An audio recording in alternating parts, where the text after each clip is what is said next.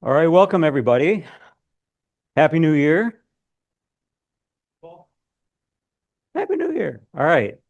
Welcome to the January 2026 MES monthly meeting. I am Walt Straberg's president, and let's just dive right into the agenda here. As usual, have our board welcome and same faces as usual per our last election in December. We'll get a membership update, and I'll go through some Astro events that I've discovered this month, and go through the current outreach requests. Hopefully, it's up to date. I pulled those off from a couple days ago. And then we are going to Noha is going to cover the 2025 budget summary, basically the year-end review, in anticipation of our business meeting next month, which will be to vote on the 2026 budget.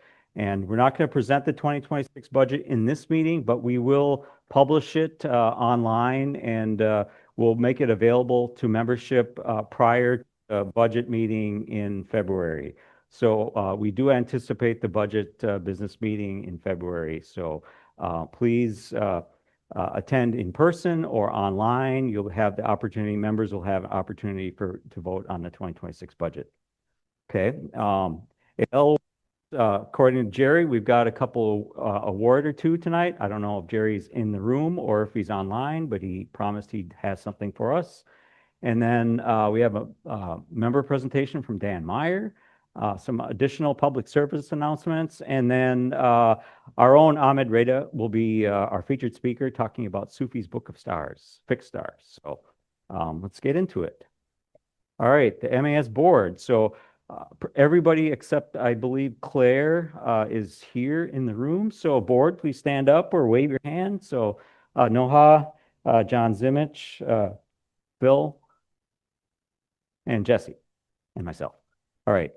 And if there's any question about any administrative function or anything about the treasurer, or anything about finances, or any operational questions to the board, you can go to the website at mnastro.org about/board contacts, and there's a form you could fill out, and you can contact any or all of us on the board and ask any question you want.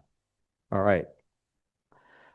New and returning members. So we've got a number of members as of, as of January 2nd, 2026. So the total number right now is 695. So we're hovering right around the 700 mark, and that's been pretty consistent for about the last 5-6 months.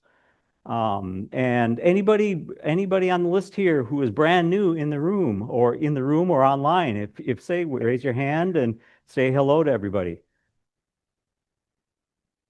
All right, what's your name?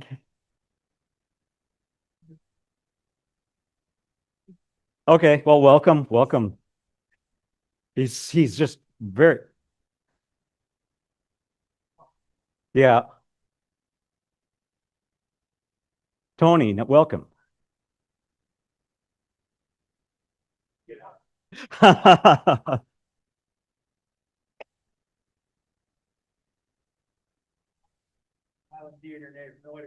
Yeah, you can't do that. So just for fun, I took the membership list and imported it and created this scatter chart of the map of everybody who's at least in the Minnesota, Wisconsin region that's current member. There are also members that are outside of that region. We've got a couple members in Texas and Arizona, and even one in Switzerland. So there's always, it's actually a worldwide group, but this is the concentrated map of the membership. So if there's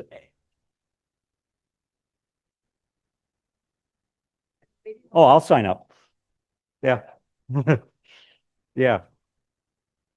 All right. So any questions about membership, please reach out to Steve Emmert at email membership@mnastro.org, and he'll promptly answer you, or at least get you in contact with who would have the right question, the right answer for you. All right. Astro events in January 2026. Let's go down the list. This is what I found so far. Jupiter will be at opposition. Jupiter, when it's not cloudy and gloomy like it is today, Jupiter's just blazing in the east and pretty much overhead at midnight. So January 10th, Jupiter at opposition. Best time to image Jupiter.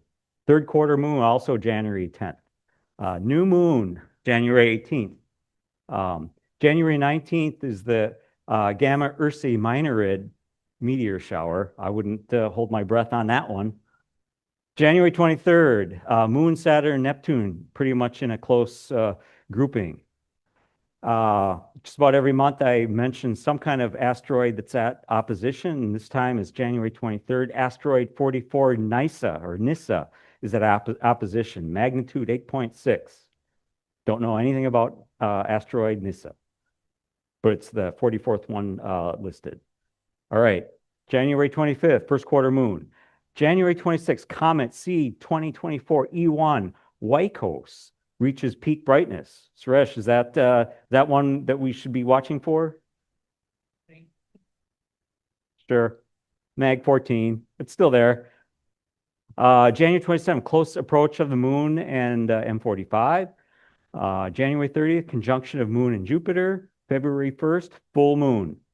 All right, since me being a rocket and space nerd, some of the upcoming space launch events that are kind of interesting to keep an eye on the internet. SpaceX Falcon 9 Pandora rideshare, January, early January.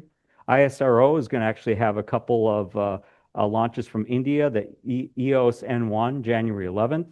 ISAR Aerospace Flight 2, and this is a real cool one out of Norway. So really picturesque launch. They were not successful on their first launch attempt last year. So this will be their second launch attempt. Galactic Energy Ceres 2, which is another a Chinese startup, rocket startup. Rocket Lab Electron, NeonSat 1A out of Mahia in New Zealand. Always a beautiful launch to watch. Again, ISRO, the Gaganyaan capsule test flight. Right. So that's actually a test launch for their manned space program, which is really, really exciting to watch. China Rocket Company has a small launcher called Smart Dragon 3, also scheduled sometime in January. And there is a possibility, but not a big possibility, I think, in January for the SpaceX Starship Flight 12 with their new booster, but I don't think it's going to happen in January. ULA Vulcan, US for the U.S. Space Force 87 on a NROL mission, also in January scheduled. And then Blue Origin is scheduling another New Glenn launch, potentially in January, but I kind of doubt it at this point. And then out of Japan, the Mitsubishi H3 will be launching from Tagashima. And then we got to start planning for the NASA SLS Artemis 2 launch early in February, but that could be slipping a little bit. So those are some interesting upcoming launches. And all these events and a lot of these things, the sky events in the sky.org. So pretty much all of the resources that I mine all of that stuff from. All right, outreach. Jesse's been really busy pushing, getting a lot of requests to fill up the entire year of 2026, I see, and I put up some of the newer ones, and some other ones have kind of seemed to be have dropped off. I don't know if this is current. This is current as of a couple days ago, but these are all posted on the MAS forum. So January 17th, it's an outreach opportunity at Franconia Sculpture Park, midwinter party. January 24th, Da Vinci Fest at Stillwater High School. So that's always a fun event. Then also January 24th, JJC, the Belwyn Aidizuokan traditional storytelling event. They're asking for an outreach group out there. January 29th, also at JGC, is a requested Girl Scout group that's been rescheduled to that date. And then January 10th, Robert Nain Regional Nature Center, Wright County. February 6th, Richfield Community Center, Voyagers National Park 2026 Boreal Starfest. That's one of the events that they sponsor around the state. And then another event at JJC is a Bellwin Winter Family Event, February 7th. And then February 13th and 15th, Bell Museum Space Fest. So we've got a table there usually, and there's a lot of traffic going by. So a lot of good interaction at Bell Museum Space Fest. And then there are additional opportunities that have already been posted later in 2026. So any questions about outreach requests, please contact Jessie Palmer, and she will hook you up with the contact information of the people requesting the outreach. And we're also looking for outreach committee people, so to expand the outreach committee and try to get more horsepower in that as volunteers. So to sign up or to volunteer again, you can reply to the outreach forum or onto the outreach channel in Slack. All right. For the BSIG, I'll just take this one, Suresh, unless you want to talk to it. Yeah, January 24th, Claire, our own Claire Weaverling is going to be hosting a 1 p.m. Sky Sampler talk, and she's going to talk about basically going beyond just the eye candy that you normally do, beyond Hercules and Andromeda, some of the things that she's done as a new observer when she became an observer to really and finding some interesting things that she kind of asterisks and put away and kind of keeping. So she's going to talk about that as experiences as she saw it as a beginning observer. So that's going to be she always does a great job in the BSIG talks on Saturday afternoons at 1 p.m. So that's at January 24th. Anything else? All good? All right. And then in the calendar, up on the calendar on the website, all the BSIG talks, scheduled BSIG talks are listed and posted. All right. Other upcoming MAS events. So I want to start out with January 13th. Cherry Grove Observatory is going to have their open committee meeting on Zoom.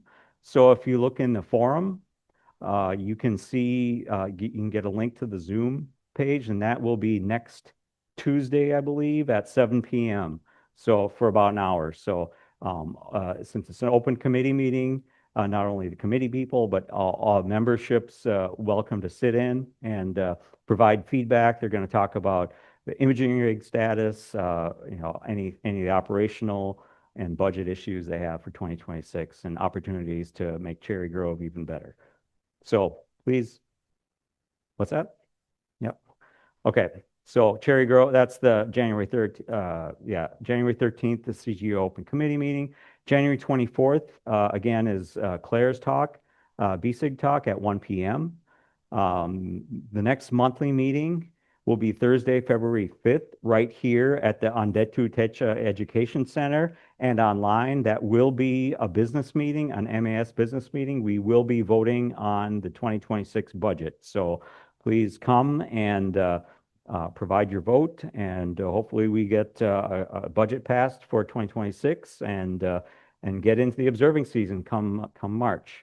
So since we're in the middle of winter right now, there's not a lot else happening. So pushing it out, the next BSIG Zoom presentation will be Suresh himself. Will be talking about telescopes, February 21st.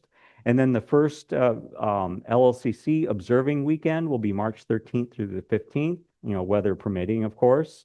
March 14th will be the first ELO Public Star Party. And March 28th, the BSIG Zoom presentation will be by Ahmed. So similar to talk that you're going to hear tonight.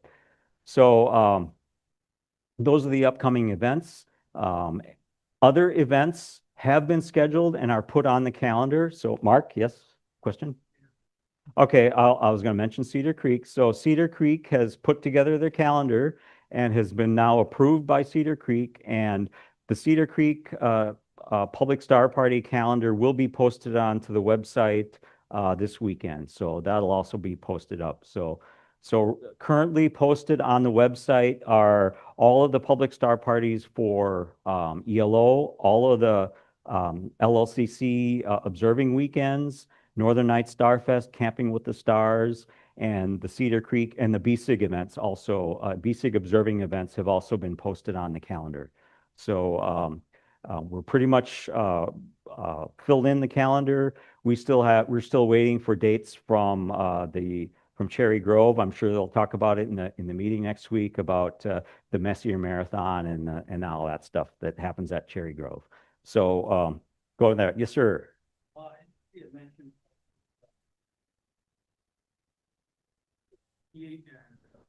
the nighttime event at Baylor, 11th February.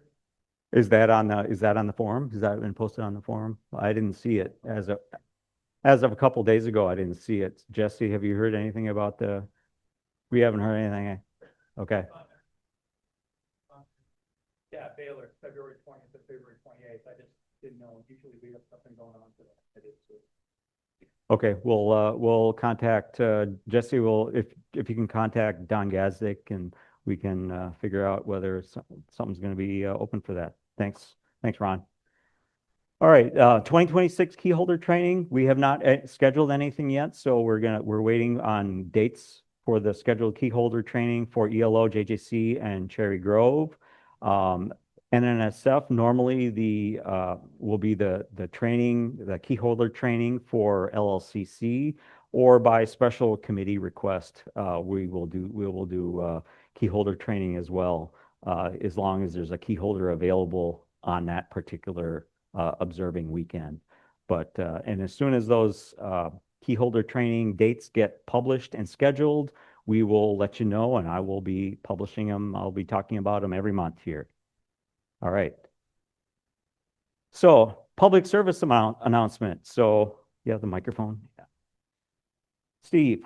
So I'm Steve Collins, a proud member of the MAS for a number of years now. Also a proud member of the Twin Cities Meteorological Society that actually is a smaller group, much smaller, that formed in 1965. And it's made up about 40 members, much smaller than this, of course. And I'm treasurer, which is really nice because it's a small group and small budget. So it's much easier to do than work with than Noah has here.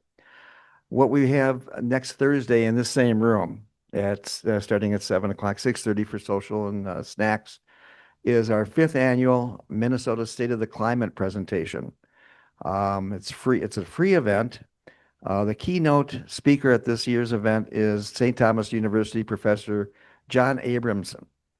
He's a PhD speaking on what is happening with the climate. Abraham is the climate scientist and engineer and works with the intersection of climate change and adaptation. So besides him are our 2 fantastic climatology office from the Minnesota DNR state, Assistant State Climatologist Pete Boulay, and our Senior State Climatologist Kenny Bloomfield. You might have seen some of these guys on local news channels reporting from different things, from drought to water distribution and everything else under the sun. So they're presenting the 5 top weather events from last year and discussing that. Again, it's a 6:30 p.m. social, 7 o'clock with our climatology presentation from the DNR, and then our keynote speaker, what's happening with the climate. It's in this room, it's free, and it's next Thursday night, the 15th. I've got some flyers in the back on the table before you go out the door if you're interested, and we hope you'll come there too. And as we share with you guys the saying and our mantra as well, look up and observe. We're looking at different things, but we're all looking up in the sky. Thank you. Yes. We're working on that. It might be. If you go to our website, TCA Met Soap, yeah, you'll find it. Thank you. Thanks, Steve. All right. Jerry Jones, Astronomical League Awards. Jerry is here. You need the mic. Thank you. Good evening, everybody. I have the pleasure of presenting one observing award this evening. Is Greg here? Greg Schabert. There you are. I'll come over to you. Did I pronounce your last name right? Schabert. I knew it was one or the other. I had a 50% chance. Greg completed the Northern Sky Constellation Hunter. Congratulations. Thank you. Here's your pin that's heavily in there. Well done. Thank you. Would you be kind enough to share us a little bit about how you went about that? Was it challenging? Was it enjoyable? I hope. It was enjoyable, very enjoyable. It did take me 3 years to complete. I would say if you're working on it, be more organized than I was, and don't miss that one last constellation that you have to wait an extra half year for it to come around again. So yeah, mainly what I learned is be more organized. Yeah, with your observing, and you'll get more done. That's my big lesson. And that project is sketching how many of the constellations It was 32 or 33. of the northern constellation. Yep. So it's quite a challenge, but it's something that all of us are, if you can hold a pencil in your hand and make little circles and lines, you can do it. So, yeah, well done. Congratulations. Thank you. Greg, your story reminds me of one that I had when I was working on my first level of Master's Observer. I had to finish a program called the Herschel 400, which is 400 things that Herschel, along with the 4,000 that he did. And I had it all packed up, just about ready to send my stuff in for my pin, wherever it is. And I realized I missed one. And this was in the spring, and it was a winter constellation. Guess who had to wait? Jerry. Thank you. Oh, and so let's all get out there and observe. Get out there and observe, or image. All right, thank you, Jerry. Lastly, I still have on the current AL Special Observing Challenges, went on their website. T Corona Borealis is still out there. Hasn't blown up yet. The 3i Atlas Observing Challenge is still available. Deadline for submission is January 31st. So there's the website, AstroLeague website. You can go to the AL Observing Challenge page and apply for those special challenges. All right. Then, how can we talked about volunteering for the club? I did mention committees have some openings. So currently, the committee that has openings is the Outreach Committee. So if you're interested in outreach and want to help Jesse out and the team, then please contact Jesse and we'll get on the Outreach Committee. Other ways to volunteer, always can do presentations. I'll talk about member presentations shortly. Write articles for Gemini. Father Brown is always asking for articles. So if you're building something, if you're observing something, if you found something new, if you went on a trip, you can write about it, take pictures. If you do some astrophotography, you can submit them to him and he'll publish them. Or if you have some new observing things that you're doing, that's fine. We'd love to hear about it, either in a presentation or an article in the Gemini. We can always, the LSCC committee sponsors an astronomy camp for kids in the August timeframe. And we are also looking for book donations. So if you've got some books that, like beginning astronomy books or beginning constellation books or observing books, we will gladly take them. They don't have to be new. They can be just in good condition, but we sponsor a book bingo every astronomy camp, and that's a great hit for the kids up there. The web team's always looking for help doing WordPress, doing some of the behind the scenes stuff, Google management, administration duties. It comes and goes in spurts, but lots of help needed there. Join a committee, any committee. As soon as a committee openings, we'll publish when there's committee openings available. But join a committee. That's the best way to get involved. Become a key holder. Actually help out at public star parties. All that kind of stuff. ELO, Cedar Creek, and at BSIG. Those are all really, really fun events. And then always, there's lots and lots of outreach opportunities. All right. Any questions about volunteers? You can just send an email to info@mnastro.org. I get it, Claire gets it, and we'll distribute it to whoever needs that information. Thanks. All right. Presentations. So I talked about member presentations. So just like writing a Gemini article, doing a member presentation is a really simple thing. It could be a 5-minute talk, it could be a 10-minute talk, 15-minute talk. It's all you need to do, a handful of slides. And this month we actually have a member presentation. But again, if you're doing an observing campaign, have a favorite astronomical object, if you're doing into history, astronomical history, or some kind of observatories or something like that, adventures to dark sky sites, astronomical sites around the world, ATM building projects, show and tell your latest stuff. It's really cool. Restoration projects is what I like to do. Outreach projects, observing and imaging techniques, research topics, new software, telescope how-tos, all that kind of stuff. You can even get into some of the NASA stuff, manned robotic space missions, whatever you want. And if you really want, you can even do Better Know a constellation. So it's really fun, and it's good. It's a good way to learn how to be a presenter if you're a new presenter. But anyway, so I will introduce Dan Meyer here. So he came up to me last month and said, "Hey, I've got a member presentation on sidewalk astronomy." So here's Dan. Thank you. Is that, make sure that's working? Is that working? Yeah. Okay. I'm Dan Meyer. I've been a member of this group for, I don't know, 8 years, 9 years. I joined before COVID, and I've been to many of your sites, but I wanted to focus tonight on sidewalk astronomy. I think was quite popularized by John Dobson. He would set up his telescope in the downtown city's sidewalk.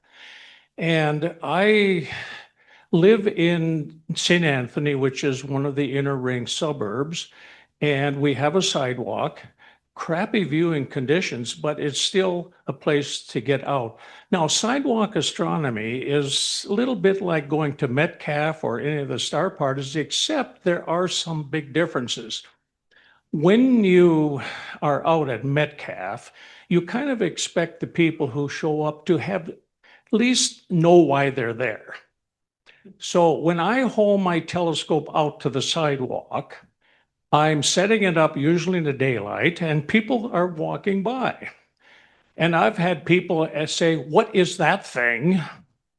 Or some person at one point thought I was setting up a drum set. So when you do sidewalk astronomy, you have no idea who's going to walk by. It could be someone like that, or it could be a professional astronomer. So whenever someone walks by, I always take the approach that, well, you greet them and you tell them a little bit about what you're doing, is you have to get a sense of what their experience level is. So when a person comes by, and I do put up notices and people come by and they're looking, but people come up to a telescope and I always have to ask them a question. First of all, I invite them to have a look. Then I always ask them, have you ever looked through a telescope before? Because if a person has never looked through a telescope, they don't even know where to look, much less how to get their eye position. Now, if you have someone who says, "Oh yeah, I've got my own scope and I'm out regularly," then I know what that person can do.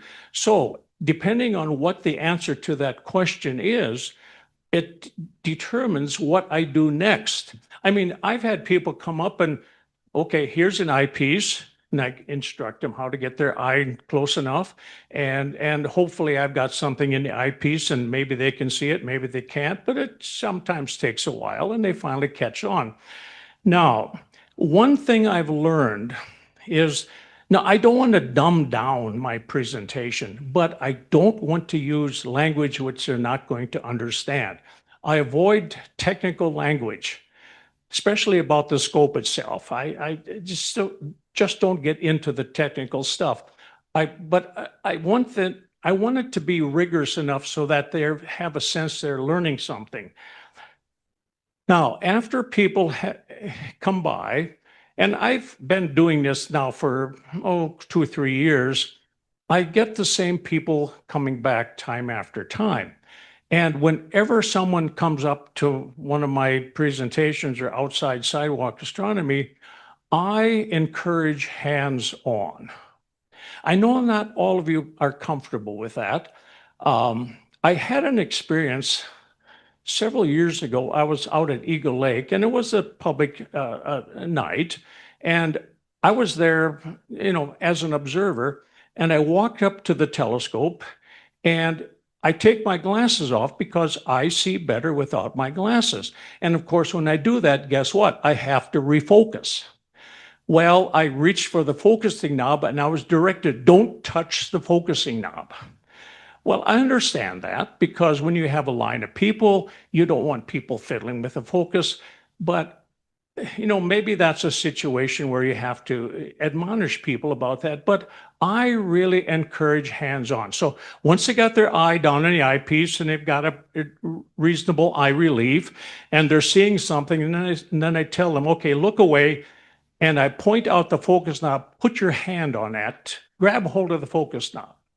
And then I tell them, very simple, like most of you do, turn the focus slowly back and forth and watch it go in and out of focus, and then stop when you got a really sharp image, because everyone's eyes are different.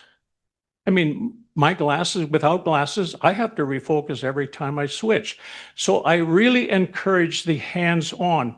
Now, if you get a person who is quite comfortable, and my scopes are tracking, but when you're looking at the full moon, or even one of the early phases, I have the whole moon in the eyepiece and maybe a little bit more.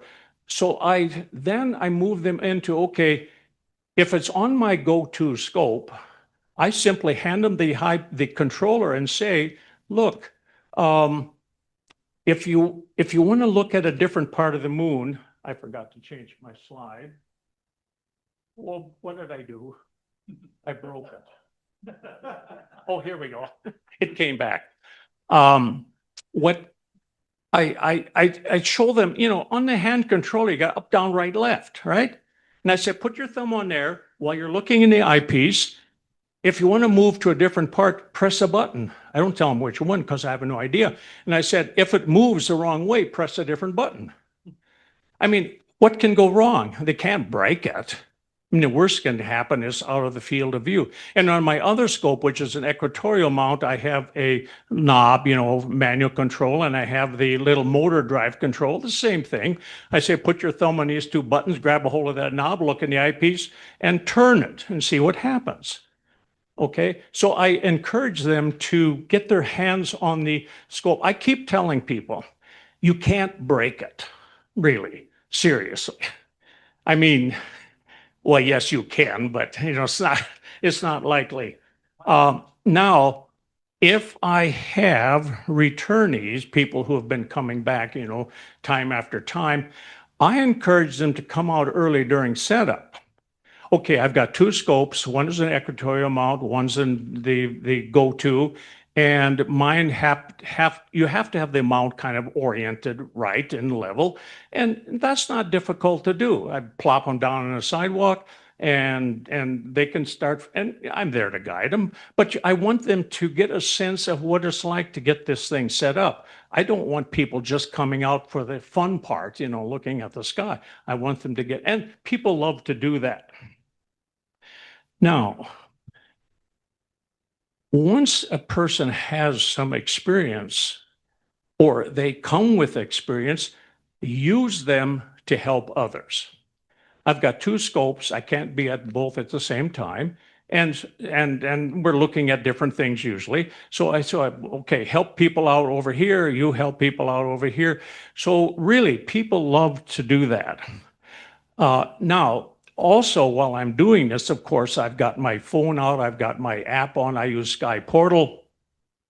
And of course, they're looking at that. So I never pass up a chance to encourage them to download an app of the sky. Either I like Sky Portal, not because it's better than anything else, it's because I'm used to using it. I use Stellarium sometimes too. So I encourage people to get the app. And Here's what I tell them. I said, okay, you open up the app, and of course, it's got all this stuff. And I said, go home in the daytime, sit down in your favorite living room chair, and just start pressing buttons. I usually have them start with the setting button. And I said, that is the best way to learn an app. Don't do it at night when it's dark and you can't see anything. Do it in the daytime. So get used to the app. Okay.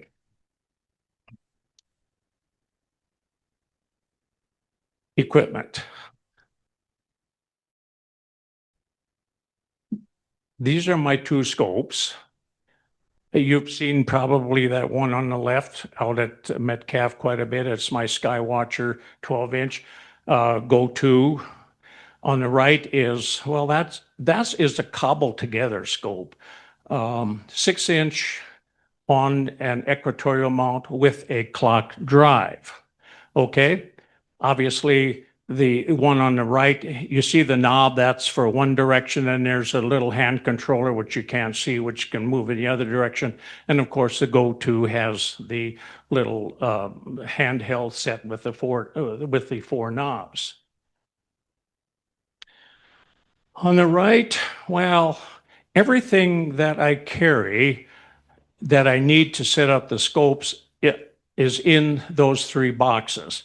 One is all the optical stuff, eyepieces and cameras and finder scopes and all that stuff. The yellow box is for the you got to carry all those heavy weights around for your equatorial mounts. That's what that goes in. On the left side is a little cheap laptop, old laptop, and a camera. And of course, the battery pack underneath. I'll talk about the camera in just a little bit here. On the right side, a chair. You always need a chair. I mean, I always need a chair. A step stool, of course, for the big Dobson, you need a step stool. On the left side, any idea what that might be? That is a light screen. Actually, a few years ago, I had one set up in the back, a big tarp, 6 feet tall, made a semicircle. Lately, that's been expanded to a full circle. More about that later. But it's a tarp and a bunch of poles and braces to hold it all together. Okay, a shovel. Not for snow. This is sidewalk astronomy. Geese love sidewalks. So every time I go out ahead of time with the shovel, scoop off all the goose droppings, because, you don't want people tracking and going back to their places with goose droppings all over their feet. Okay, so that's pretty much one last thing about equipment. Okay, sidewalk astronomy. All of this stuff you've been looking at has to be moved from my storeroom, which is in my condo, out to the sidewalk. Now, having done that several times, I realized I have to do it in one trip. Also, if I want to go to a sidewalk someplace else, all this stuff has to be loaded into my car and then transported to the site. So, believe it or not, it all fits on one wagon. And you've seen this wagon. I've had it out at some of our sites sometimes, but there it is. Everything you saw in those previous pictures, everything is on that wagon. I haul it down, I set it up on the sidewalk, I haul it to the trunk of my car, I put it all in the car and load the wagon on the back, get to the site, and there we go. Okay, so that's my equipment list. Now, the next thing we need to look at is when people come out, especially if they're new, they have no idea what's up there. Okay, so as someone leading them in sidewalk astronomy, I always stress looking at the sky without a telescope. You do that all the time. So I just want them to get used to what is up there. So we spend a lot of time, we look at constellations, and we look at the moon, and we look at planets. By the way, very few people can look up in the sky and tell the difference between a star and a planet without a telescope, right? I mean, we know where they are, so we kind of look at them and tell the difference, but most people can't. So we talk about that. And we say, why are some red? And that gets you into the whole business of star temperatures and all that stuff. You can talk about mythologies. My gosh, you could do that forever. I love Orion, the winter constellation. I call it the Orion collection. There's more stuff up in the sky around Orion than you can imagine. I mean, it's just full of stuff, especially when you don't have a telescope. Then, of course, look at the northern sky. I mean, why the northern sky? Because it's always there. It doesn't matter when you go out, it's always there. And that's got some neat stuff. So now what about the scope?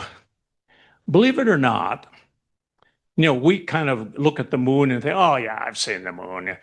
But how many people have actually looked at the moon right there through a telescope? I mean, the number of people who get their first glimpse of the moon, they go, wow. I mean, they can't believe it. And I like to do the moon when it's in the first quarter of its phases. When it's up in the sky, just following the sun. And I'm lucky because I have a big building to the west, so the sun goes behind the building, and there's the crescent moon, right? And my gosh, it can be broad daylight. You can set up a scope and point it at the moon right there. I mean, people don't have to trip over each other trying to get to the telescope. So that is always a favorite target. I mean, it never gets old. Maybe for us, but not for people who are out for the first time. When I'm looking at the moon, I have a moon map, photograph marking where all the Apollo landings were, so they can look at the moon, they can look at the map, turn it upside down, of course, and find out where all the Apollo landings were. Then, of course, we go into, after that, you start looking, that's why I have two telescopes. The little blue one is excellent for the moon, is excellent for planets, but the big one, I kind of hold that back for the stuff with the deep sky stuff. It's just is easier and it'll do a better job. So what do we look at? Oh, well, of course, the favorite is Hercules cluster, the Ring Nebula. And would you believe it that I'm sitting here in St. Anthony Village, terribly light polluted. I can actually find the Andromeda Galaxy. Now, it's not very spectacular, but I can find it. Okay, so that's what we look at. Oh, you always have to have treats, especially in the winter. I set up my scope right now in the winter in the courtyard because we can see a lot of Orion. But I have hot chocolate just inside. I have cookies and treats and stuff like that. I mean, that's a good way to get people out. Oh, you can come for the hot chocolate. All right. Then they look for a little bit, run, have hot chocolate, come back and look some more. Okay. Site issues. I told you I'm in St. Anthony. Some of you might remember the old Apache Plaza was. Yeah. Okay, I'm right there. Terribly polluted. And not only that, but we have street lights galore. We have a pond and sidewalk lights and on and on and on.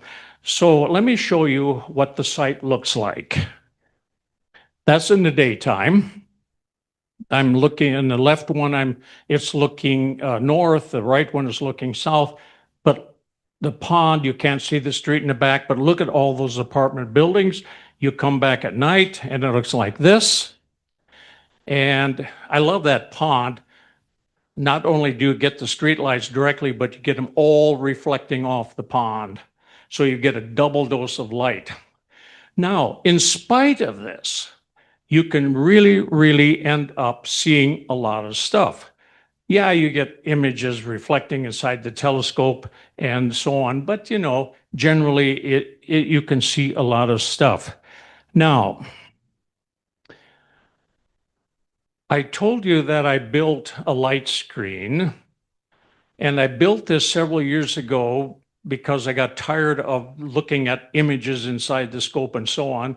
And I finally expanded it to be about a 12-foot circle. It's 6 feet high, a tarp. Now, I want to tell you a little bit about this before I show you the video of setting it up. When I started designing a light screen, I looked online, of course, like we all do. And of course, you see people who build them out of PCV pipes, and then they assemble the frame, then they get a bunch of loops and they hang a tarp.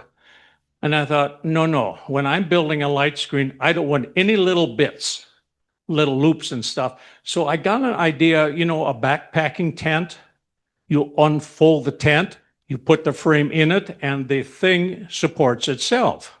So that was my goal. And number 2 goal was all the bits I bought for it, I had to buy locally. The size of the tarp was an issue, and I finally decided, oh, heck, go to Menards, buy a whole bunch of tarps, get a scissors and a whole roll of duct tape. And that's what I did. I made the outside, the canvas part, the tarp part, exactly what I wanted. Then I bought the poles there. I had to outsource some other little bits. I'll explain them to you as you see this. So now what we have here, and you're thinking, this must take a long time to set up. No, not really. There we go. Okay, I roll out the tarp. Now these next 2 poles are identical. You can put them in either position, either upside down or right side up. These cross pieces are just ordinary dowels, and on one end I have loops in the canvas because they're going to support the canvas. But the 6 dowels that I'm putting in place are all identical. Exactly the same size, exactly the same length. The end thing has just 2 little places where you attach the corners of the tarp, and it's done. And here's the second one, exactly the same thing. The tarps are interchangeable. I always put black side in, silver side out. Loops on one side to hook through the crossbars. Crossbars, like I said, are all identical and interchangeable. You know, those little metal fasteners are built for when you assemble a outside garage. They're meant to use 3/4 inch conduit, metal conduit, EMT. I did that at first. Oh, way too heavy. So I went to the dowels. And then once it's up, I can fasten the 2 halves together.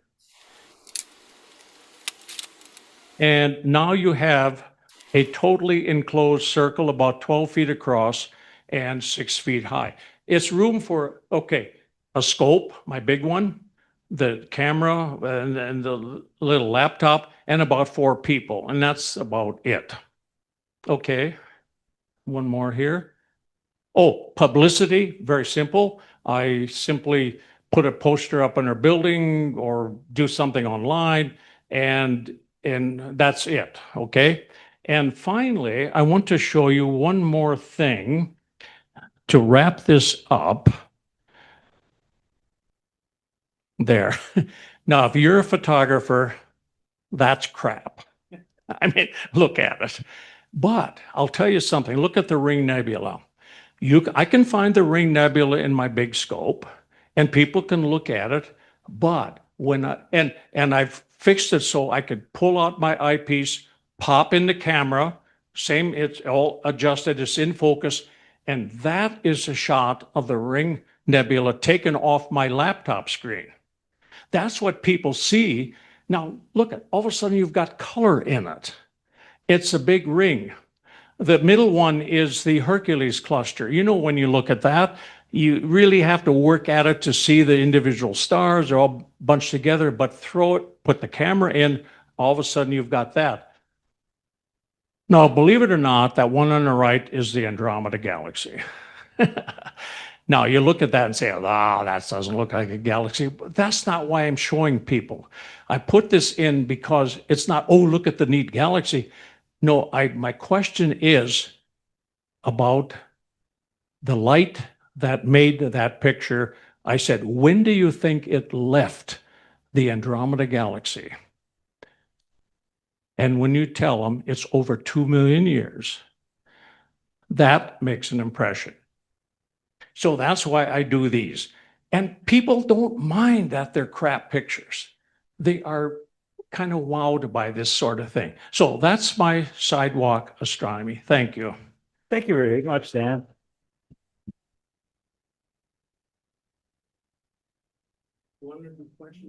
No, we're running short on time. So, Anton didn't get a chance to talk last month. So quickly on the loaner scope, what's up with the loaner scopes right now? Okay, well, it's a new year. We had 76 loans last year, which is actually a little bit down. But so far this year we have 2. So we have a ways to go. Anyway, we have refractors, Dobsonians, Schmidt-Cassegrains, a solar scope, and some 25 by 100 binoculars. And these, I mean, everything's really available now because it's the middle of winter. And so it's easy to get them. We have 19 instruments all together. Just go online to the Loaner Scope program, fill out the little form, and it'll come to me and I will arrange to get you a telescope to use for a month. We also have DVDs of all things astronomy. You can see that list online as well. And if something piques your interest, you can just make a note in the request and I can supply that to you too. Thank you, Anton. All right. Other things that are happening. So every Tuesday, if there's news events, Claire, our secretary, will send out the weekly happenings through a weekly newsletter, and we try to put just the current events in there. So if you have a current event that's club related, please email it to secretary@mnastro.org, and we'll get it into happenings. And the happenings also are archived by our social media coordinator on the MAS homepage. And so we can look at we can archive all of those going back.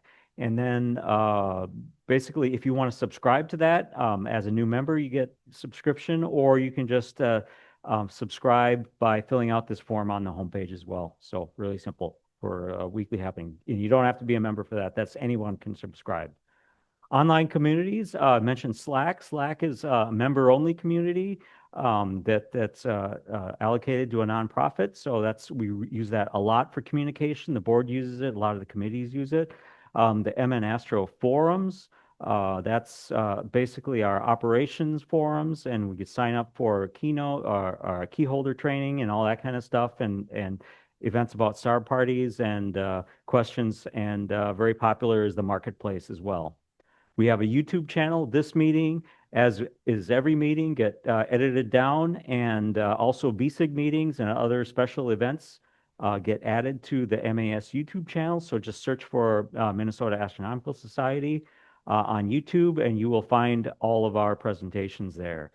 We also have a presence on Facebook and Instagram. So if you want to share any astrophotography or anything, please send it to social media at mnastro.org, and Chris Bethia will post that on our Facebook page and our Instagram page. All right, MAS stuff. We still have Cafe Press. You can buy hats and mugs and cups and hoodies and all that stuff. We are working to upgrade this, so stay tuned the next couple months, and we will make that announcement. So. The official MAS store is available from the homepage on the right-hand side from the top pull-down menu. Yes. Yes, Dean.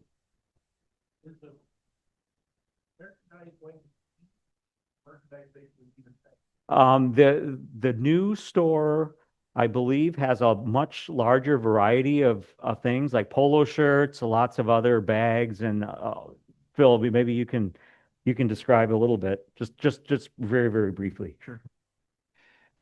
Yeah, the new store has lots of new stuff, virtually anything that you want. And we have at least 8 new logos available, in addition to kind of a new and improved, like better resolution version of the old one. So, yeah. If you want one that's identical to what you've got now, you should probably rush out and get one. Probably. Yeah. All right. Thanks, Phil. Yep. Gemini. So Gemini's our newsletter comes out several times a year. Father Brown has been awarded for his work on that. And basically, like I said, astronomy experiences, write anything. He's always looking for new articles. We primarily, almost exclusively use just member-written articles for Gemini. So please, if you're submit your article or your photograph or your experience to Gemini at mnastro.org, and Father Brown will contact you, and he'll work with you on getting it in the right format and everything that he needs. But he will love additional articles. So finally, our featured speaker, Ahmed, who's up here. He's going to talk about Sufi's Book of Fixed Stars, and Ahmed's an active member of MAS. He's been a board member at large on the ELO committee, and is currently the programs coordinator. So at this point, I'll turn it over to Ahmed. So here you go. This one said. Yeah. Good. Thank you, Walt. So yeah, I've been booking speakers for the club since 2019, and effectively, other than astrophotography meetings, this is my first time actually doing a presentation at a monthly meeting. I've done stuff in BSIGs, at star parties, out at LCC, but this is my first time. So bear with me here. So the story behind this is last year, the LCC, I was out with Bob King. We had that cloudy/rainy night, but then we had some openings in the sky every now and then. So we go out and we're looking at the constellations and looking at everything, and like, how did people see him in the past? And I was like, okay, I know how to read, Arabic because it was codified 1400 years ago. So I can open a 1,000-year-old book like the one I'm going to talk about today and read it and understand it. So I, found a link online for a full scan for the book. I actually have a copy of it here. It's from the Library of Congress.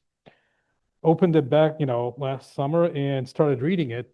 And Bob King and I would go through, oh, how did they describe this? How did they describe that? And then I would read it and translate it, and then we look and wow, okay, those guys were pretty good. So I thought about, okay, let's actually put a more detailed talk about this specific book. The good news is after we did that, we went indoors, Suresh was there, so we talked a little bit more, and then we went to sleep. So if I put you to sleep, I've achieved my objective. So it's a book read. So it's called the Book of Fixed Stars. And if you've wondered, why is the majority of the star names in Arabic, not in any other language? It's because of one person. And he didn't intend to name them. He wanted to do something else. But then he was so frustrated with something that he ended up naming them all. So I'll start first with the Almagest. The Almagest, written by Claudius Ptolemy, who lived in Alexandria wrote it between 147 and 150 CE. And it was called the Mathematica Syntaxis. It focused on cataloging the constellations, astronomical theories that were going around, astrology stories of Perseus and Orion on all these different constellations. And it had a limited number of star names. It didn't have a lot of star names. Back in the day, people named them by constellations, not by star names. Okay. And it included star magnitudes. Okay. So again, generally it didn't have star names. So but before I jump over to the next slide, so if you were an astronomer back then and you want to talk about a star, you had some star names like Antares and Capella and so on, but it's not a lot. Usually what you would say is, okay, I'm looking at Orion. So people knew what constellation Orion was and the stars that composed Orion. And then you go, okay, look at the shoulder of Orion, jump 2 stars to the left, not the bright one, the dim one, a couple more down, and that's the one I'm talking about, right? You write a paragraph before you can actually start saying what you want to say about that star. Okay? People were okay doing that back then. To this guy, he was no. Okay? So I'll jump here a little bit and talk about star magnitudes. Hipparchus came up with 2 tiers for star, brightness. It was pretty simple. It was either bright or faint. Look at the star, one of the two buckets. Okay, Ptolemy looked at it and said, I don't like that. That is very basic. So he broke it into 6 tiers, but it was pretty much, if it's bright, okay, that's one group, and then there are 3 tiers under that. And if it's faint, that's one group, and there are 3 tiers under that. And pretty much, if you want to look at it, the different magnitudes. So he called the first magnitudes, those are the bright stars, the ones in your face. Vega, Sirius, Canopus, Arcturus, those stars that nobody can mistake. Then the very bright ones are the ones that form your backbone of the constellations, the main stars. And then the third magnitude are those in a constellation that sort of complete the image for you. Okay, so those were the bright ones. Okay, so again, you start with Hipparchus, is it bright or faint? And then if it's bright, you fit it in one of those 3 categories. Okay, but if it's faint, then you can say, okay, it is, you can see it reliably, but then it starts to get faint near the horizon, or is it very faint, or the very faint stars that you can't tell, like you're looking at the Milky Way in the background. Yeah, you can tell those are stars, but you can't tell any details. Those were the faintest, okay? And it was a pretty rough way of measuring magnitudes. Again, this is all based on visual observation. Again, there's no telescopes or optics at this point. Limitations of this processes was pretty, subjective, naked eye. Okay, I look at it, it looks like this, okay? And it was ordinal. He didn't use ratios. He didn't say, okay, this is magnitude 1.5, so it's between 1 and a 2. No, it was either 1 or a 2 or a 3. It had to fit perfectly in a bucket, okay? And he didn't correct for atmospheric extension. We do not know, based on the writings at the time of Ptolemy, if that was an issue that was debated at that time. In later times, you can see in astronomical books, this was an issue that was being debated, about 1,000 years ago. Also, no star colors were being recorded. And then variable stars were all being treated as constant. And the biggest issue, and this is what pushed off Sufi, and we'll talk about that, is if there was a record saying this star is bright or dim, or is that magnitude based on his criteria, or somebody described it this way for him, he will take that record as authority and he wouldn't go verify it. Okay, so that was an issue with Ptolemy's approach. So, Ptolemy, moves on, dies. The Almagest in its Koine Greek format gets picked up by the Arabs. The first translation about 700 AD. That one is mostly lost. We have bits and pieces of it. The second one in Damascus about 800 AD. But then the third one is the one that survived, and all the ongoing translations of the Almagest are off of that one by Hajjaj ibn Yusuf ibn Matar in Baghdad in 829 AD. And the Arabic translation name for it is Al-Majesti, and it's not, when it went from Mathematica Syntaxis, the Greek name to Al-Majesti, and later when it got Latinized, Al-Majesti became the Almagest. Okay, so the English name is off of the Arabic one, or the Latin name is off of the Arabic one.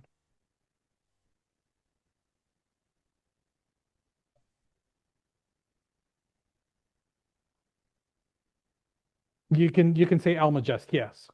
Yeah. Sure. But I mean, the point here is it took the Arabic pronunciation, it didn't go back to the original Greek name, which was Mathematica Syntaxis.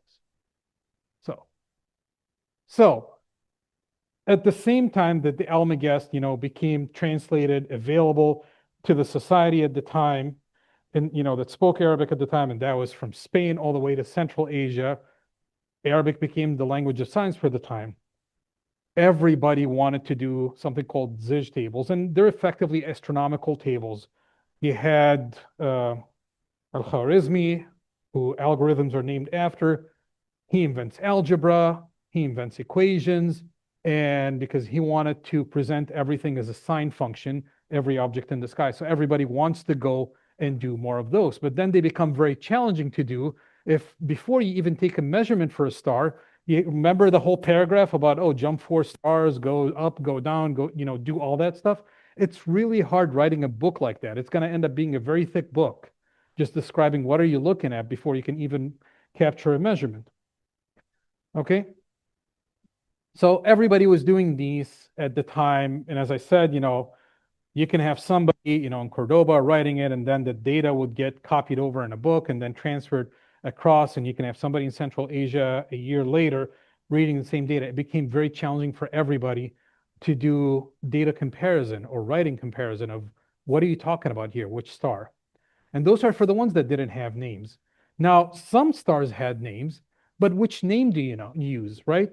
Aldebaran, for example, within that same society, you could use the Hades star if you are using the Greek reference, Aldebaran in Arabic, but also there was the Andalusian Arabic in Spain, Aldebaran Italia.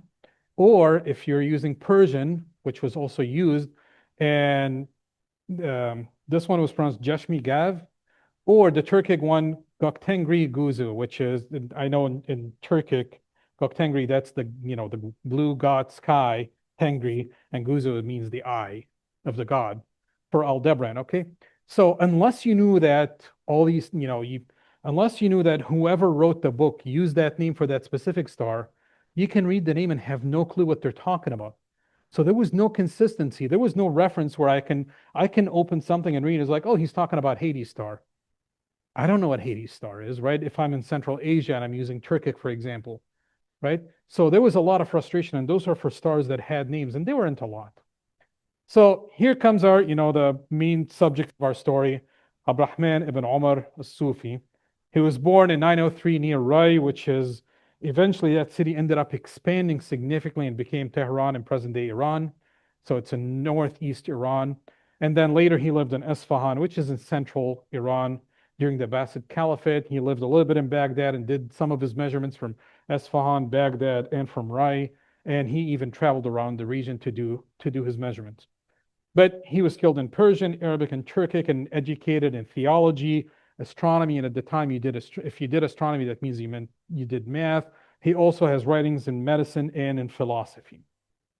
So he was inspired by, the old Arab tales about the stars and how they used them for travel. And this was mainly the Bedouins that traversed the deserts, going from point A to point B, just literally by the stars.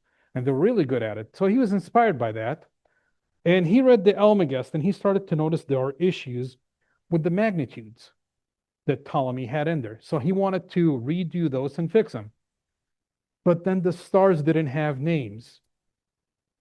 And he was very frustrated with how to name a star, how to identify a star and make sure that whatever measurement he takes, he can repeat that measurement reliably. He can have someone else verify that measurement for him, right? So he starts his observation about 950 CE. He starts in Rai, he goes to Baghdad, and then he remaps all the constellations again. He expands the details. He captures more stars than what the Almagest had. And then he goes ahead and assigns names to all the recorded stars. And the methodology he uses is pretty simple. Like you look at Orion, he's a man, right? He has a sword. So the star for the sword is Saif, which means sword, right? The shoulder, everybody says Betelgeuse, right? It's Beitul Ajuz, it means the shoulder or the back of the neck, right? You look at Lepus, the rabbit, right? The main star is Erneb, literally rabbit. Or you look at Draco, right? It's a snake, and the different stars are the different names you can use for a snake, right? So he didn't get creative. His objective was not to his objective was not to go fancy with names. He wanted to assign names so that he can put that on a table and start collecting data. Okay?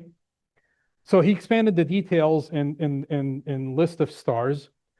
And then he started reassigning star magnitudes. And then he recorded star colors. He went blue or red or white or yellow, right? So he would start to capture that. That is the first record where we have that kind of detail being given to us and surviving until today. So when it went to the magnitudes, he looked at Ptolemy's and he said, this is a very crude method. So instead of it being a 1 through 6 star system, you start bright or faint and then do 1 through 6, he decided to actually split it into a 12-star system and change the way it's being used. So he used intermediate grades. So you have between 1 and 1.5, 1.5 to 2, 2 to 2.5, etc. So not only did he split it into 12, multiplying the precision of what he's trying to measure here or trying to observe and record, He also changed the way it would be described. Ptolemy would say this is a third magnitude star, or this is a second or first, right? He would say, no, no, no, this is 3.5, but closer to 4. So give you a little bit more of a resolution so that that subjective part of the eye, he tries to limit that as much as possible. He also he did multiple observations and averaged them, and that plays a very key role in something I'll mention later. He averages observations and he has other people looking at stuff, capturing, trying to confirm his observations for him. Okay? So he's trying to drive the accuracy on the magnitudes. The other thing he does is that he decides, hey, I'm going to actually, for every constellation, start identifying the stars by which ones are bright. And he gave him the Arabic, abjad order of letters. Later that got translated and incorporated into the Almagest, alpha, beta, gamma, based on the brightness of the star. He's the one who introduced that. And today we use it, Omega Centauri or Alpha Centauri, whatever is the object, and we go, and that's based on the observed brightness. He's the one who did that. And then whenever somebody provided him a record saying, I observed, because he started sending letters and asking people, give me your measurements based on my scale. If somebody didn't have an actual observation and he couldn't verify that observation, he rejected the data. And he would write back saying, nope, no good. Versus Ptolemy, if somebody, if you pick a book and or something said, okay, this is, brighter than this or brighter than that, and he would take it as authority and not really verify the observation. And Ptolemy says that about himself, that he holds, previous knowledge in higher regard. For Sufi, it was like, nope, I got to be able to verify this. Okay. Now, to go into the book itself, what you're going to find is that his approach, and his approach of writing the book. I can get the laser pointer here. Okay, you'll find, okay, this is like the base constellation. There are the red stars, which are the primary ones. He will denote gray ones, and he will indicate those ones are not in Ptolemy's book. So whatever's in gray is not in Ptolemy, only what's in red. Okay? And then he would, oh, sorry. Sorry. Okay, and then he would go and start, these are, description of the star, and then he would put the name and then the brightness, and he would have the different data and then its average, etc. He will also have a description of it. And then for every constellation, you'll find 2 paintings. This is, for example, Ursa Minor, 2 paintings. And I might have mentioned that in previous meetings. At the time, they had 2 ways of looking at a constellation. On a sphere, on a brass sphere, and I'll show an example of that, or in the sky. And this is exactly what I'm talking about. Astronomers back in the day, this is from the Greenwich Museum in East London. What astronomers used to do back in the time is that this is effectively the map of the sky with holes punched into the brass sphere, and they would put a candle in there. And that's what you go and take out. This was your map of the sky. Simple as that, instead of a phone app nowadays. But it's what?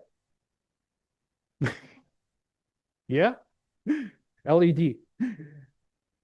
So yeah, that was it. And the East London in Europe, they used to call it at the time the Islamic celestial globe, because it got very common in the Islamic world from Spain all through North Africa, the Middle East, and Central Asia. But this was the way you got one of those, and there was a candle, and the way you depicted something on it was a mirror image of how it was in the sky. But to you, this was a very helpful tool for you to see the constellations, the main stars of the constellations. This was your map as you're going out there trying to navigate the sky.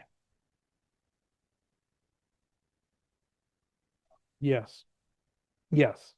You're looking from the outside in. So this is the Big Dipper. I think people can recognize that. And, I've mentioned, for example, he used very simple naming, like what's the main star in Big Dipper? What's the brightest one? It's Dub in Arabic. What does it mean? It's the Big Dipper. Anybody can guess that, right? What does that word mean in Arabic? Come on, what is it? Yes, it's a bear. Yes, bear with tail. Yes. So yes, so it's bear, right? It's not that complicated. He didn't mean it to be complicated. He wanted it to be simple. Okay. And as you can see here, he's got the orange with the red circles. Those are the ones that Ptolemy had, but then he's got gray ones here and some in the tail here. I think he's identifying doubles in some of those. The gray ones are not what Ptolemy is not documenting in the Almagest. So he's differentiating the two. And again, you have the two images. The right one is the one in the sky, and then the left one is the one on the sphere. So this is Orion. Same thing. The sky, and then the one in the sky, and then the one in the sphere. And I think with this one, generally, yeah, everything he shows is in Ptolemy. There's nothing in gray here. Yeah.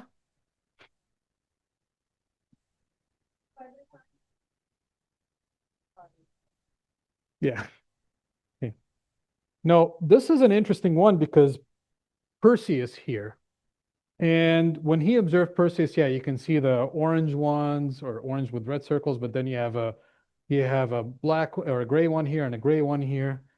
But then there's an interesting thing where Beta Persei, right? Al-Ghul, which in Arabic means the monster, right? And the full name of the star is Ras Al-Ghul, which means the monster's head, right? And I think everybody knows why it's the monster's head star, right? The interesting thing is that he describes that star and he says something interesting about it. He can record anomalies in its brightness. He can't tell what its brightness is, and then he classifies it as what he calls a changing star. Okay, now we know it's a variable star. But this is the earliest record of somebody saying there is a changing star. In his observations, he identifies 14 other stars as changing stars. He doesn't figure out the period of the variation of the star. He doesn't figure that out, but he is the first one to say, okay, this star is a variable one. If you look at Ptolemy's book, everything is a constant, including this one here. If you look at the Almagest, it's a constant. There are no variable stars in the Almagest or in earlier records. So this is actually a very interesting observation that he noticed in Perseus, in Al-Ghul specifically. Now, I didn't put the name of this one here. I want people to guess, which constellation is this? Say that again. No. No. It's not the way it's drawn today. It's Katos. In Greek, it's Katos. In Arabic, it's Katos. And Latin became Cetus. And guess what? It's not a whale. Okay, it's actually written even in the Almagest or in Sufi's book. It looks like a monster. I don't know where the word whale came from later. Cetus the whale. It's a sea monster. That's what it is. Okay. Now this is an easy one, Cygnus, right? But can people guess what is it? Right nowadays we say Cygnus the swan. Does that look like a swan? Is that a swan? Good job, Suresh. It is actually the chicken. Cygnus is a chicken, and in the Almagest, it was a chicken. And here's an interesting thing, because he didn't care, Sufi didn't care about what the depictions of the constellations were. He's like, okay, if you call it a chicken, I'll go and name things after a chicken. So Deneb, the chicken's tail, right? And what's the main star that a lot of people are imaging? No, not Deneb. Yes. Okay, what's the full star name? That's the short form. Okay, that means breast, by the way. The full star name is Sadr ad-Dajaja. Okay, and it means yeah. Now, if you look it up in English, it's Sadr al-Dajaja. Okay, and it literally means in Arabic chicken breast. So next time you go and look at Cygnus, it's not what? It's not a swan. What is it? Okay, It's chicken. And whenever you're imaging Seder, know that it's chicken breast. Okay, that's literally what the star name is. Okay, on to this.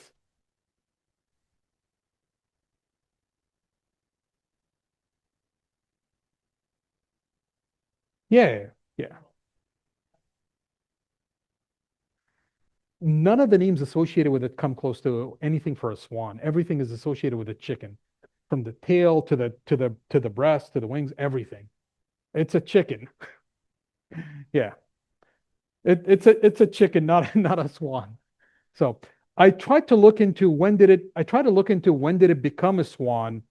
And I think in the translations of this book and other books, sometime in the past 400 years, somebody decided to switch it from chicken to swan and thought, okay, it's good. I'll just change the constellation description. The same way Cetus or Katos went from being a sea monster into a whale. And historically, it was nothing like a whale. Okay. For this, I beg your pardon? Yeah, that's a good point. Yeah. That's a good question. I forgot the number of constellations, but it's more than Ptolemy because he has all the northern stuff and some of the southern stuff. Even one of the things recorded, and it's debated, is he referring to the North and South Magellanic clouds because he has some constellations around there, and he talks about some haziness in those regions. So there's debate, is that effectively the earliest record we have of the large and small Magellanic clouds? This one is up for debate, but there's one that's not for debate, that it's his first record. So here, yes, yep. They were going down to the Indian Ocean, down to Sri Lanka and the Philippines, and they were looking at the skies from a totally different perspective. So this is Delphinus in Libra. Leo here, you can tell it's a lion. And then Gemini. And again, with everything you can see, like he's got some gray stars, here and there. And triangle in Cancer. And for Cancer, can anybody notice something interesting in it? If you put the pattern of the star, there's something in the middle, and he even has notes around it. Yes, the beehive cluster. You can see the beehive cluster here. Okay, and he describes it in an interesting way. When he says about the beehive cluster, he says, it's not a single star. It's visible as a hazy patch to the naked eye. But under good conditions, you can resolve it into many stars. That's some pretty good observation. So, and you can also see like he's got the gray ones here, which he considers, again, he expanded the constellations and effectively creating boundaries between them and included stuff that Ptolemy didn't have. So you can see you could see the 4 gray stars here, which were not in Ptolemy's book. Okay. So this is Andromeda. And I know nowadays nobody paints us as, a princess with a fish. Can anybody notice something interesting here? Around the fish mouth. Okay, Suresh, what do you say? Yes. So what you can see here, he puts dots here, and then he writes a very long description of what we know today is the Andromeda Galaxy. This is the earliest record of an observation of the Andromeda Galaxy. What he writes about the Andromeda Galaxy, and this is interesting, he calls it as, he says that by the belly of the princess, the chained princess, right? The Andromeda is a chained princess. There is a small cloud diffuse. It's not a star. It appears diffuse, but not point-like.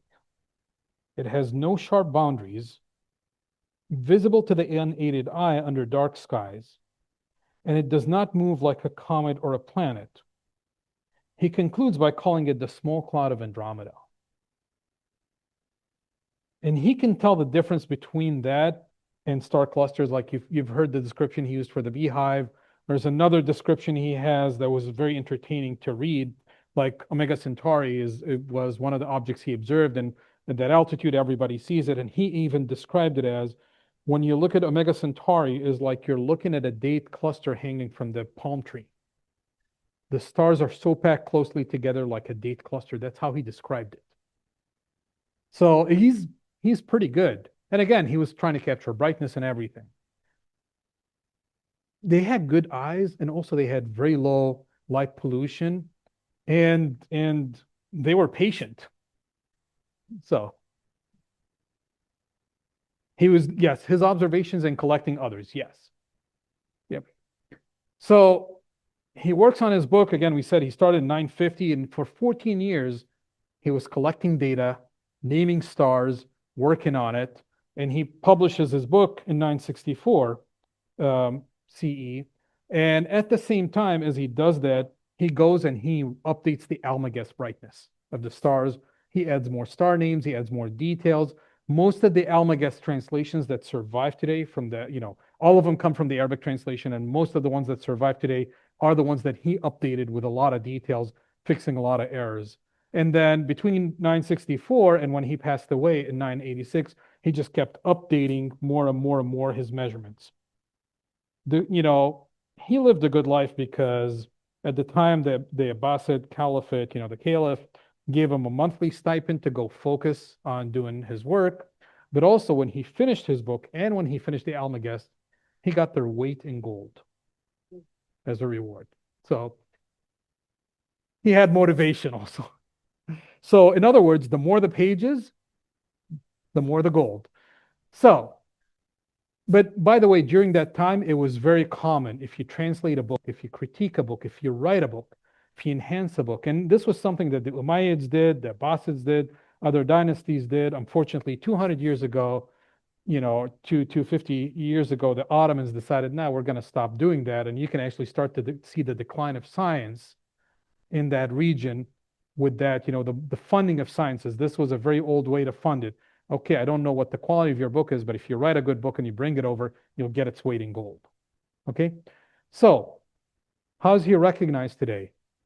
Of course, he was Latinized as Sufi. You see Tycho Brahe talking about him. He's one of the main people who influenced Tycho Brahe. He influenced all of the Renaissance astronomers.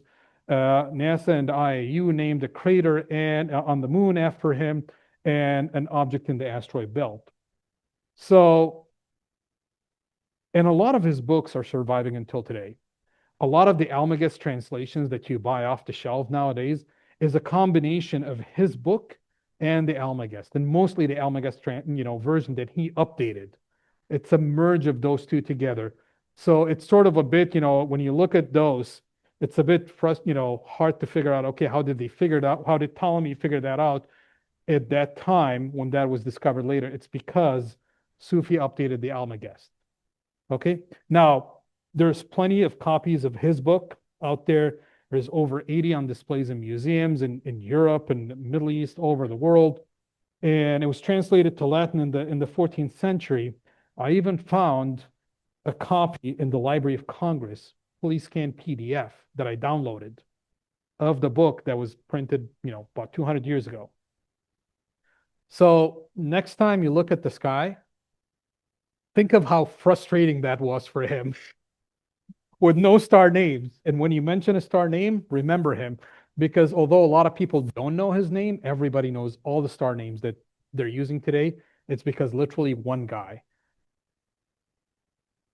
Okay, if we have some time, it looks like we have 10 minutes. I wanted to actually share something here. So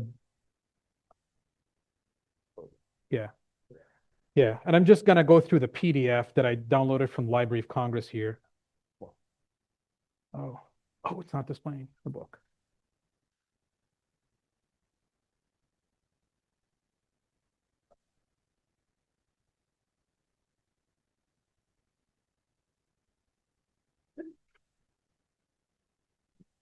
Yes.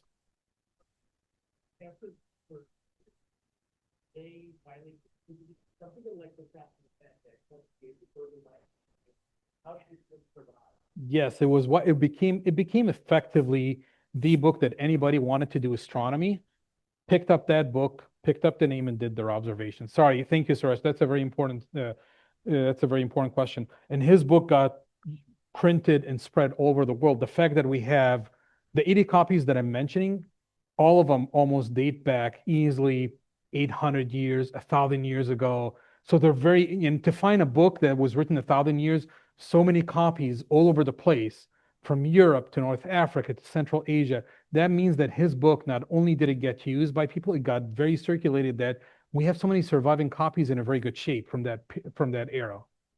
Okay, so I want to, just a second here, Dean. And so I found this copy, and the interesting thing is I'm looking at, okay, how did it arrive? And you have description here in French, pretty much, the Book of Fixed Stars. So it came through a French source into Congress, into the Library of Congress. Maybe it's easier to just scroll this way. And then there's stuff written there. There was a date. Okay, but this is the intro Sufi wrote about himself, okay? And he starts, in the name of God, the most gracious, the most merciful. This is Abdurrahman, and then his full name, Sufi.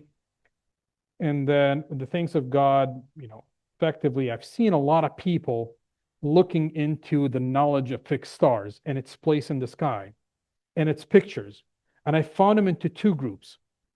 One that takes the approach of fortune tellers, and they want to look at things in spheres, and they don't want to collect data, okay? And he's pretty much, for the rest of it, what he's doing is he's trashing people who are into, fortune telling, right? He's saying people, the gist of the translation is there are two people who want to do astronomy. Or at the time, the concept of it was all astrology, right? You don't get the whole separation between astrology and astronomy until Biruni, who comes over about 150 years later, and he writes a book, 12-chapter book, trashing astrologers and calling himself the first astronomer, and that's a different talk. Okay, but going back to him, and he's like, at the time, he's frustrated. Okay, he's frustrated because there are people who look at the sky and they just want to look at the zodiac, and they want to be, do fortune telling and get luck and all that stuff, and they write books about that, and he's trashing that as garbage. Okay, but then there are people who want to go out there and collect data and measure whether it's the star magnitude or whether it's the star location, and he considers himself one of those people. And then he talks about, he gives examples, and then he talks about his frustrations with the Almagest and the inaccuracies in it. And then, and then he starts, okay, the book itself. Sorry. He starts the book itself, and you can see the way it flows. I'll just show the constellation right above this one. So yeah, here's another depiction of Perseus. Remember, the interesting thing is all of these are handmade copies.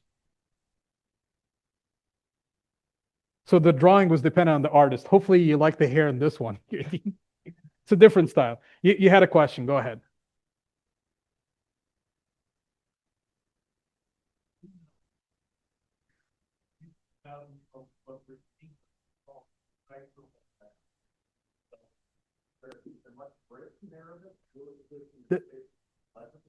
Yes, it is very legible. And that's an amazing question. Thank you so much, Dean. Arabic is considered, if not the first, but one of the earliest languages to be codified. It was codified 1400 years ago. At the time, the Muslims, because they wanted to protect the Holy Scripture and everything, they're like, if the terms and the words change over time, we're going to lose the original meaning. So what we need to do is codify it. So they started writing dictionaries. They started actually, the grammar, everything. So it got defined about, between 1300 years ago and 1400 years ago. That is pretty early. And then you see a lot of languages adopting the Arabic way of codification. So even English, why is it A, B, C, D in order? Because it took after the Arabic order of the alphabet. So a lot of languages, when they started codifying them at later ages, are like, okay, let's look at another language, how it got codified. Okay, we need an order for the alphabet. We need an order for this. We need to define things into this and that. And things were modeled after Arabic. So the advantage here is, yes, I can read open a 1,000-year-old book in Arabic and understand 90% of it. The things that might be challenging is that some terms might have fell out of use. Okay, over time, things will fall out of use, but you can easily open a dictionary and it's like, oh, I know what this means. It's not that hard. It's not going to be hard for you to read. You'll get 90%. Versus, for example, if you go in English and you were to open something, Shakespeare wrote in Victorian English. Good luck with that. You can ask ChatGPT, give me Shakespeare, in Victorian English, and good luck trying to understand that. Okay, so in Shakespeare's original writing, right? I think we have those, right? You can look at that and it's not easy to understand or read. So, no, but that's a good question. Any other questions? Did he showed triangular. Yes. Slide. Did he show any budget passes in triangular? Let me go back to the slide deck. Because you can see it in the really dark sky. No, not this one here. Where's triangle? Nothing here. Nothing here. But that doesn't mean he didn't capture it, because certain things he will capture in the description. So. Oh, where's the fetus one?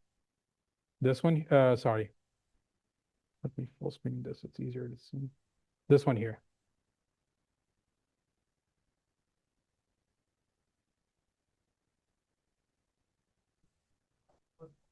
Yeah, that's a good point. No, that's a very good point, Dean. And I'm reading the description up there. It says this is the one in the sphere and this is the one in the sky. So sorry. So the description is this, the picture of Cetus as it's seen al-Kuramin in the globe, right? And this is the picture of Cetus as it's seen in the sky. That's a very good observation, Dean. So apparently this copy, somebody made a mistake here.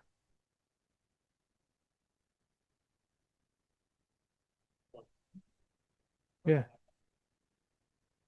Well, the good news is we found it 1,000 years later. We noticed it, but yeah.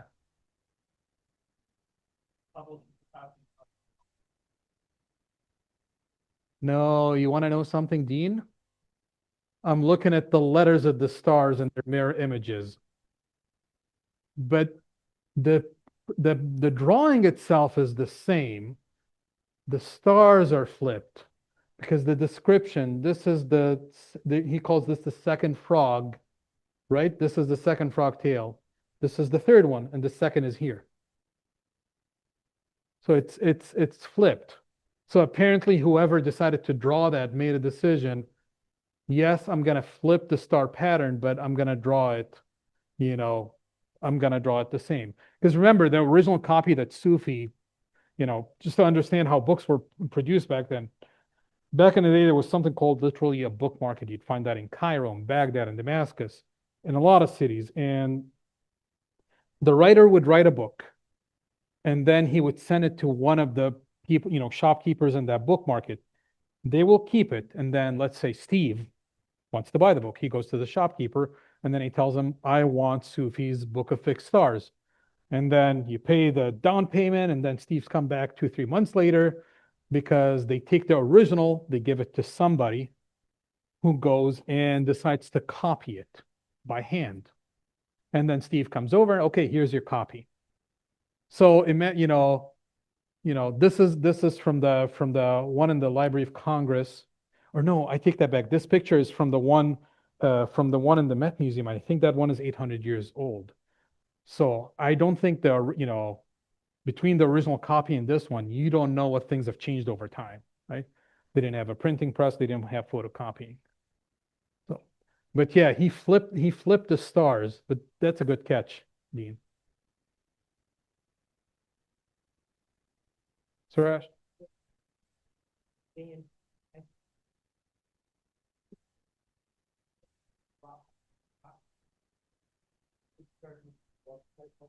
Yeah, for more than 5, yeah. Yes. Yes. Yeah, Tycho Brahe, he picked up Sufi's book and Sufi's work and built on it. So yeah, for easily half a millennia, this was the, your Sky Atlas. Your Sky Safari, that was it. No, wait a minute. Sky Safari is an app on the phone. You had to have the globe. You go around, just make sure, you light the candle, you go around with that. That's the way you did it. Yes, use a red candle. Use a red candle, red LED. But yeah, that's yeah. Yeah. Okay. Any other questions? There's a question. Go ahead, Don. Did he understand what those points like were?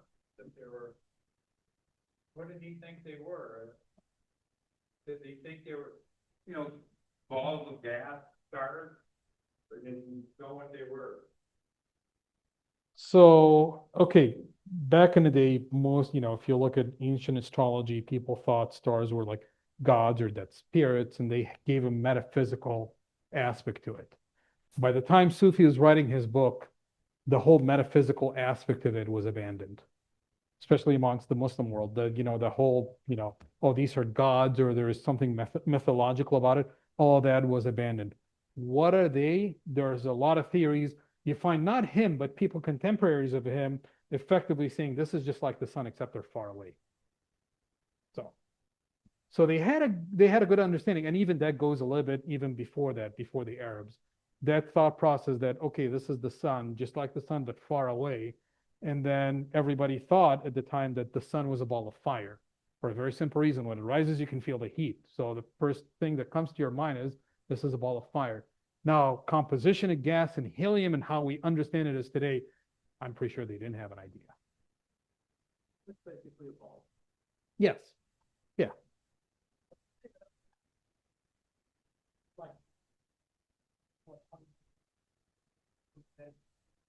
Hassan bin Haytham, yeah. He's the one who figured out the whole light and made the camera obscure and everything. So, yeah. All right, thanks, Ahmed. Good job. Yep.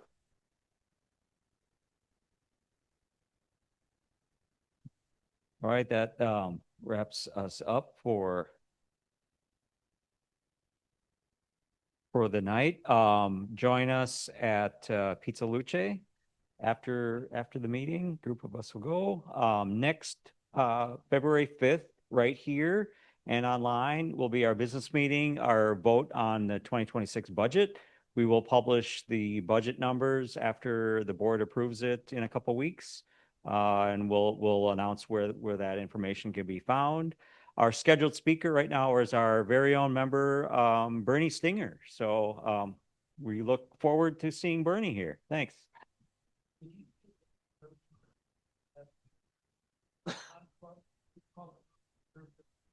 I think he's going to talk about that.